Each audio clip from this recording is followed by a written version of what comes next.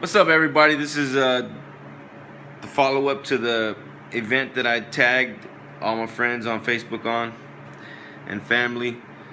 The purpose of that event is to kind of publicize Healing Fathers Ministry and what I'm looking to do with that. The emphasis on the mission statement for Healing Fathers Ministry is Malachi 4, 5, and 6 of the New King James Study Bible.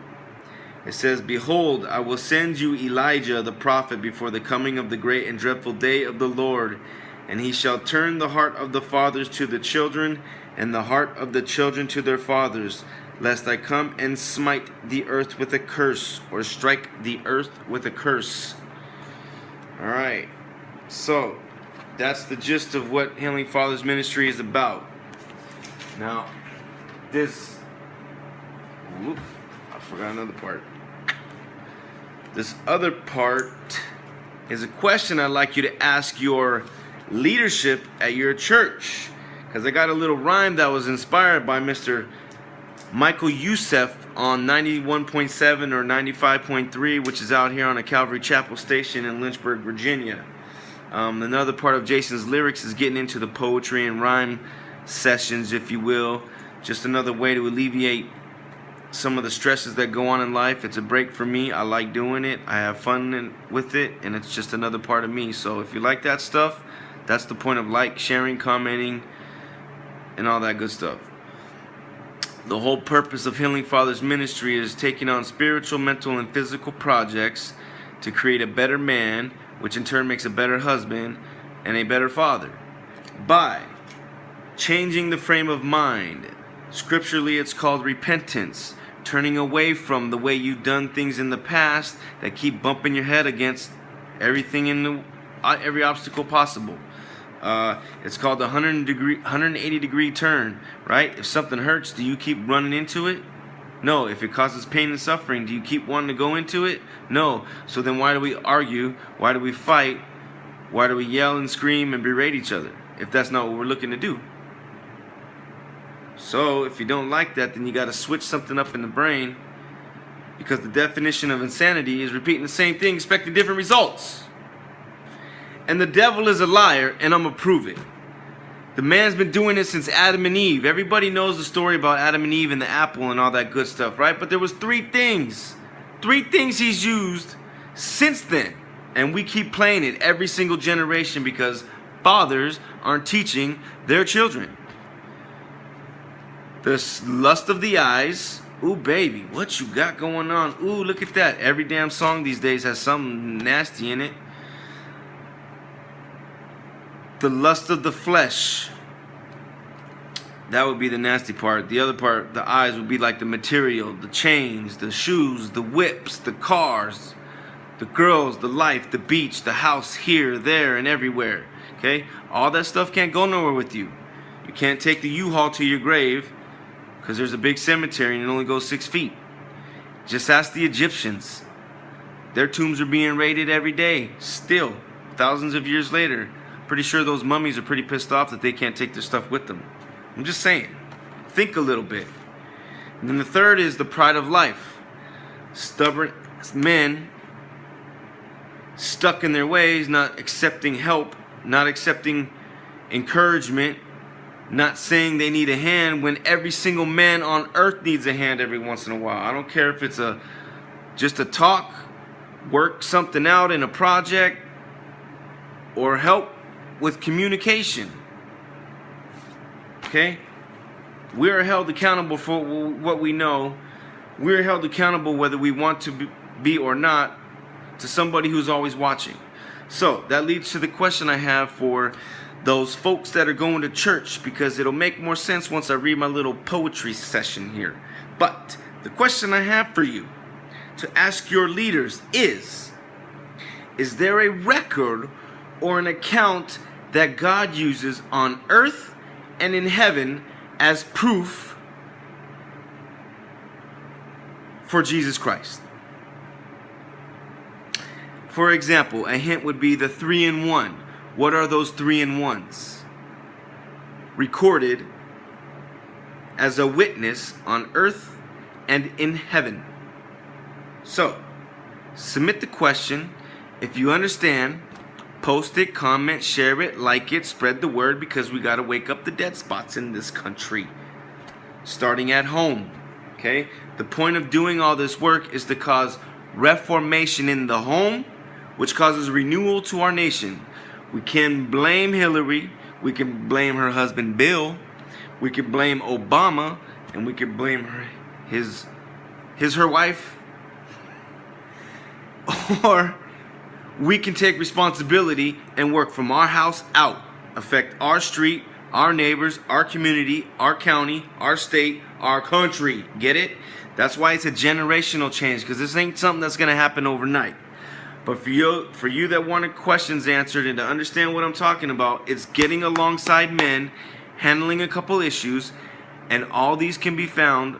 The Healing Fathers page on Facebook is about just devotionals, daily scripture that's going to help you get over some stuff, think differently, see your mind changing. Okay, that's going to help you get into some training or a job or a passion finally. But if you don't ever change your mind, then you're just going to keep doing the same thing until you pass away. And what legacy do you leave? The legacy isn't in your corporation that you own. The legacy isn't in the material things you leave behind for your children, because you never know, they'll blow it. They're not going to work as hard as you did to get what you have.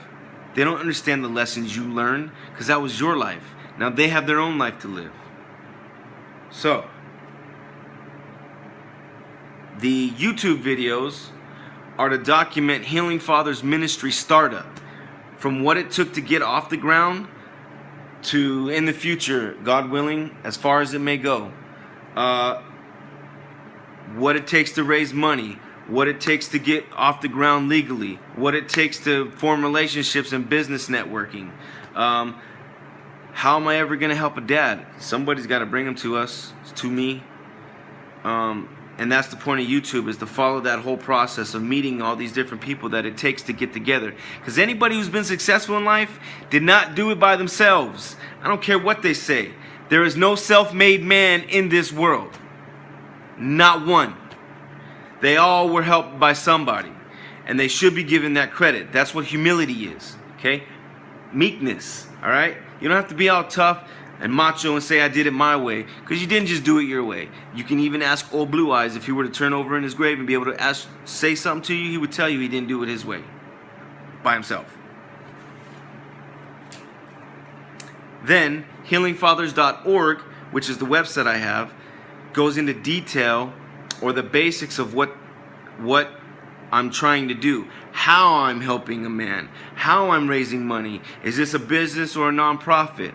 Well, it's both. That's what a nonprofit is. It's a business, but it's a non-stop corporation, which means you can't buy into it. You cannot get stock. You cannot claim stakes. Okay? And if I were to pass away or want to retire, the nonprofit means, the 501c3 means I got to pass it on to some other nonprofit. I can't retire and take all the money to myself, which would defeat the purpose, because again, that would be getting back into the original OG sins. 3 of them. The pride of the eyes, the pride of the flesh. The lust of the eyes, the lust of the flesh, and the pride of life. It's the same old tricks that little red devil with the pork and red tail, which ain't true, has been playing the whole time. He's a false light. He was a musician. He was the second man in command. My favorite book in the world is Job. Read Job. You want a reality check? You want to change your frame of mind? You want to see things a little different? Read Job. Give you a little startling wake up to what's going on in things that we can't see, touch, feel, taste, or whatever. The tangibles. Okay? I've always loved the intangibles, things you can't measure on a piece of paper. I ain't 6'5", 350 pounds, but I can hit you like a 6'5", 350 pound man. Believe that. All right, so here's the portion of Jason's lyrics. Jason's lyrics are for those artists, the creative minds that like to put pen to paper, that like to draw, that like to be inspired, that like to create music, that like to do productions, that like to do movies, that like to get, you know what I'm saying? Okay, so this is for you guys. The title of this is called Pigeon Religion. It was inspired by Mr. Michael Youssef. like I said, 91.7, 95.3, local Christian radio station. It was a sermon that he had on. So I want to take it a little further.